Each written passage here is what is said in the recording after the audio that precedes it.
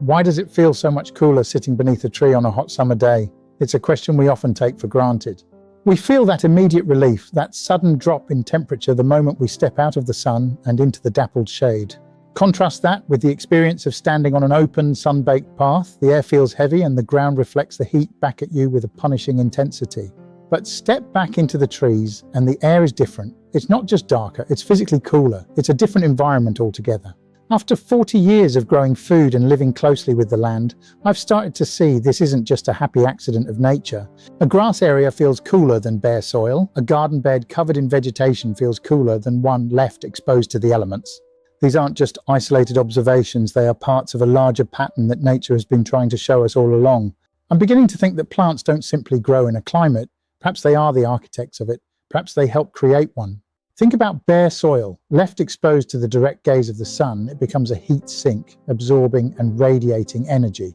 The temperatures on that surface can reach 70 degrees Celsius. That's not a nursery, it's a hostile environment where life struggles to survive.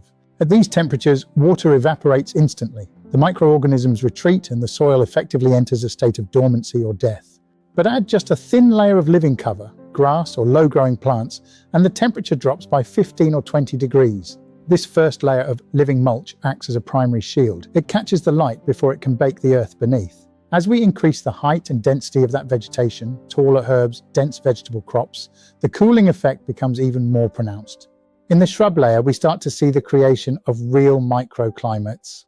The air feels noticeably different here, moist, temperate, and still. And finally, under the woodland canopy, we find a microclimate that is 20 or 30 degrees cooler than the exposed earth, nature's air conditioner.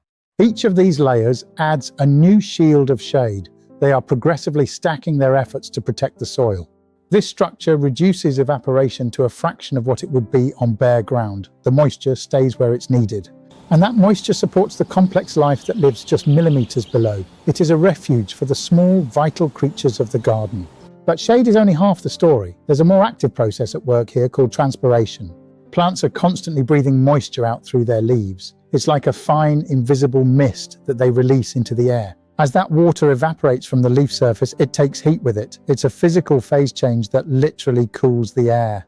When a breeze moves through a garden like this, it's not just moving air, it's moving air that has been pre-cooled by the plants.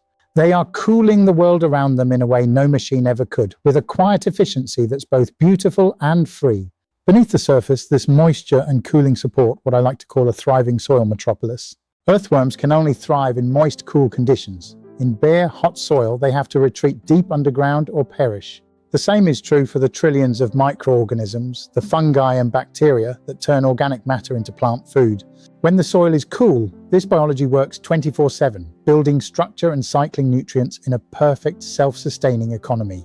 This is the hidden carbon currency of the garden. Plants trading the energy they harvest from the sun for the minerals the microbes unlock from the earth. In my own 4 decades, I've seen the proof of this time and time again. It's not just theory. In my own experiences, I've seen this wisdom applied in powerful ways, and I still learn new things every day. Take Japanese growers.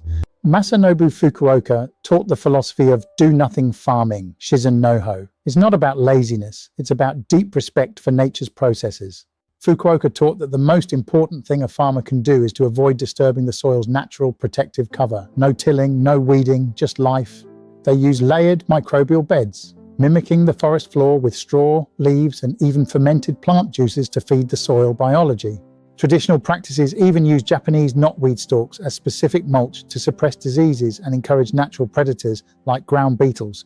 In those traditions, you rarely see bare ground. They understand that a naked earth is a vulnerable earth, and they cover it like a precious wound. Nature agrees. Have you noticed how quickly she moves to cover any patch of soil we leave bare? She treats it like an emergency. We call them weeds, but perhaps they are just nature's emergency bandages trying to heal the damage we've done to the soil's skin. She spends an incredible amount of energy trying to ensure that not a single square inch of earth is left exposed to the direct sun. On our property, we've been developing a woodland area since arriving. It's been a slow, rewarding process of observation. As the canopy begins to close, I can feel the temperature shifting. The air is becoming more stable, more resilient, even in the height of summer.